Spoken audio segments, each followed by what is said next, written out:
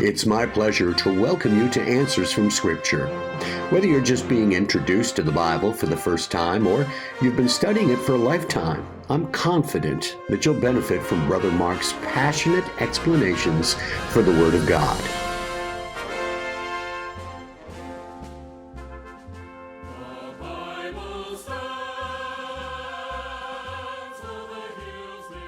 Hey, welcome back, my friends. I'm Brother Mark, your host. This is Answers from Scripture, and a frequent listener sent in this question. I think maybe it's her second or third question, but she said she's asking this one for her husband, and you're allowed to send in as many questions as you like. But the question was involving angels, and if some of the angels already left heaven, is it possible that more of the angels will leave heaven? And I guess anything's possible. I really don't think that's going to happen, though. I believe that the angels that left heaven, the angels that are referred to now as evil spirits or fallen angels, followed Lucifer or Satan. We see in Isaiah chapter 14, beginning with verse 12, "How art thou fallen from heaven, O Lucifer, son of the morning? How art thou cut down to the ground, which didst weaken the nations? For thou hast said in thine heart, I will ascend into heaven. I will exalt my throne above the stars of God." And it's probably referring to the other angels. Stars of God in some places is referencing angels. "I will sit also upon the mount of the congregation, the sides of the north. I will ascend above the heights of the clouds. I will be like the Most High. Yet thou shalt be brought down to hell, to the sides of the pit." Now, it's interesting, the Bible tells us that hell was actually made for the devil and his angels, or those angels who followed him.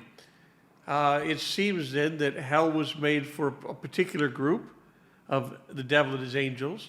Then hell expanded itself as humans chose to follow the devil and his angels. So presumably, if more angels decided to follow the devil, hell would have to enlarge itself again, and others would join him. But it doesn't seem like they will.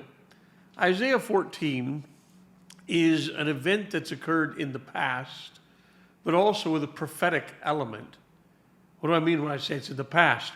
Well, Jesus spoke of the day in the book of Luke when the 70 came back rejoicing because they'd cast out devils, and he said, "I saw Satan fall from heaven." He said, "This is no big deal that you've cast out some devils. I saw Satan fall from heaven." It's something, his fall from heaven took place way back before the fall of man. And yet, Satan, if you remember in our videos about him, still has access to heaven. He lost his position in heaven. He lost his residency, if you will, in heaven. But he still goes to heaven and he accuses the brethren day and night. He's frequently and often and long periods of time in heaven making accusation against the brethren. So now we turn to Revelation chapter 12, and this is clearly a future event in Revelation chapter 12. And Revelation chapter 12 is sometimes referred to as the war in heaven. I'm going to begin with verse 7. "And there was war in heaven." Maybe that's why we call it that. "Michael and his angels fought against the dragon, and the dragon fought and his angels." Now I want you to notice that. Michael has angels that follow him. The dragon, who's going to be identified as Lucifer or Satan, has angels that follow him. And then we're going to talk about another angel in just a moment. "And prevailed not, neither was their place found any more in heaven. And the great dragon was cast out, that old serpent called the devil and Satan, which deceiveth the whole world. He was cast out into the earth, and his angels were cast out with him. And I heard a loud voice saying in heaven, Now is come salvation and strength in the kingdom of our God, the power of his Christ. For the accuser of our brethren is cast down, which accused them before our God day and night." Now, he was already cast out as far as losing his position. He was already sent down to earth. He lost his residency permit, if you will. He lost his position as one of the archangels. But he still has access to heaven. And in the middle of the tribulation period, Satan and his angels are going to rise up in heaven and start a civil war and try to take over heaven. And Michael and his angels are going to fight against the devil and his angels, and then they'll be cast out, thrown out, and never gain access to heaven ever again. But we notice something here about the numbers, that a third of the angels are fighting with Michael, a third of the angels are fighting with the dragon or with the devil. How many of the angels does that leave? A third. It's interesting, there are only 3 angels named in the Bible: Michael, Gabriel, and Lucifer. And apparently each of those 3 were archangels, and each had 1/3 of the angels following after him. It seems then that those that were following Lucifer made a once and for all choice that they were going to follow him and not God. And that those who were following Michael and Gabriel made a once in eternity choice that they were going to continue to follow God through the leadership of Michael and Gabriel, and that those numbers don't change. And this question was a great question. It got me asking all kinds of questions. For example, can angels sin? Well, the Bible talks about the angels that sinned. Sin is the transgression of the law. And the third of the angels that followed Lucifer, clearly, they sinned against the law. Do angels have souls? I'm not sure about that. They're called ministering spirits. They clearly have spirit beings, but do they even have souls? I don't know. But now the real question is, are angels perfect? After that one chance, and a third of the angels following Gabriel apparently followed him, and a third following Michael followed him, and then in essence we're determined to continue following God. But are those angels then perfect? And that brings me to this question in 1 Corinthians chapter 6. 1 Corinthians chapter 6. So as is often the case, one of your questions leads me to several more of my own. But 1 Corinthians chapter 6, there's some bad things going on in the church at Corinth, some immorality. And Paul's instructing them that they ought to be able to judge themselves. They ought to be able to take care of this matter.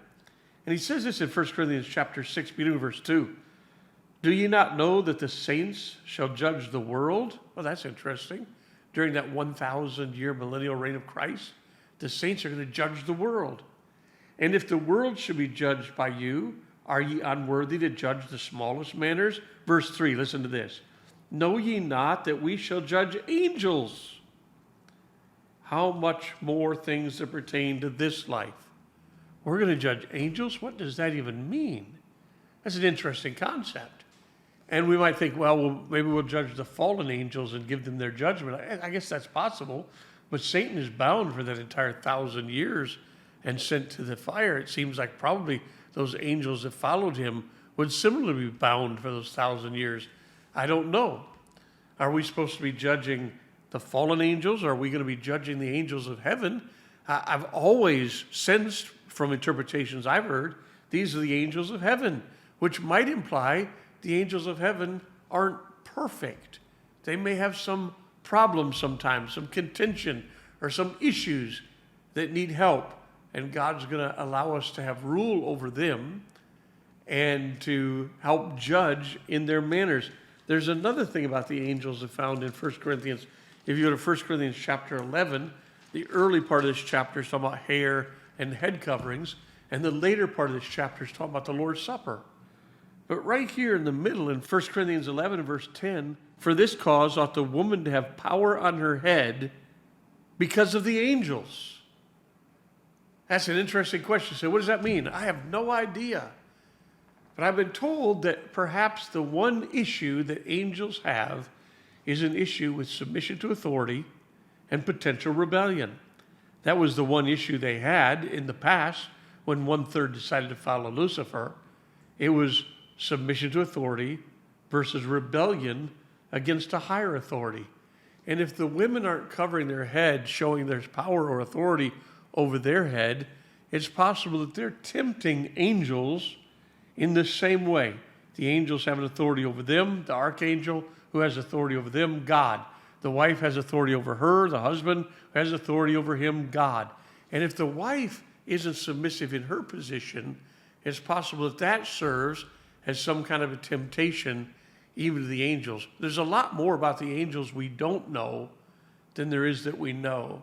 But my guess is the number that followed Lucifer originally is the same number that follow him still, and the same number that will fight with him and follow him as he's cast out of heaven permanently in Revelation chapter 12. I don't think there are any other angels going to be added to that number, but it could be until the final day when our tears are wiped away and there's no more sin.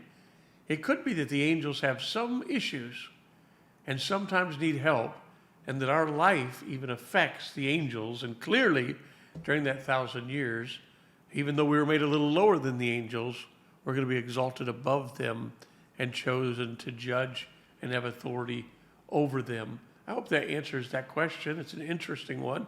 I hope you'll continue to send questions. Share these videos with other people. Let's make the channel grow, because there are a lot of people that don't get just straightforward answers. What does the Bible say about? So if you want that type of video, you've come to the right place. Share this place with others and invite them to come as well. God bless you, and you have a great week. Goodbye.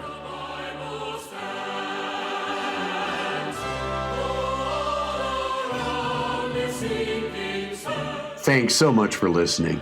If you have a question you'd like to have answered, mention it in the comments field below, or visit us at www.answersfromscripture.online.